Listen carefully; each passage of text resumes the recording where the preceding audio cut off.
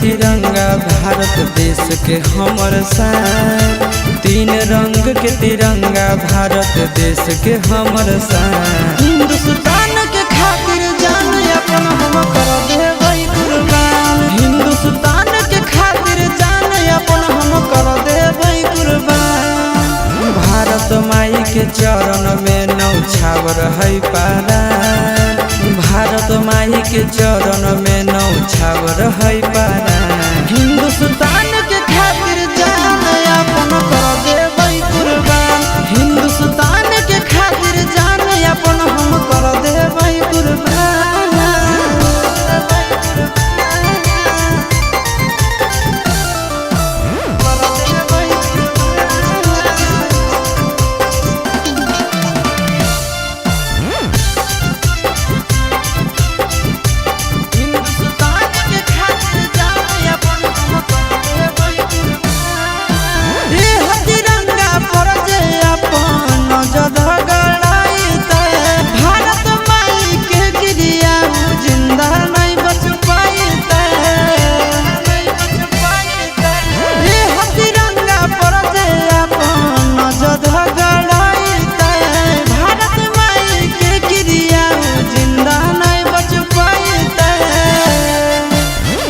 तिरंगा में कतना वीर पुरुष दिलकै बलिदान।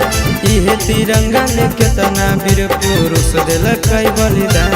हिंदुस्तान के खातिर जान अपन हम कर देबै कुर्बान। हिंदुस्तान के खातिर जान अपन हम कर देबै कुर्बान।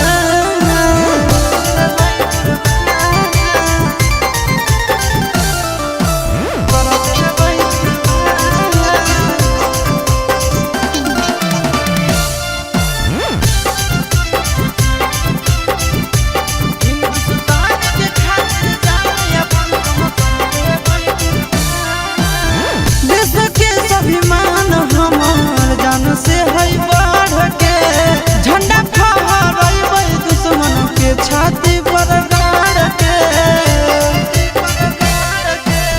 देश के स्वाभिमान हमार जान से है बढ़ के झंडा फहराइबै दुश्मन के छाती पर गाड़ के।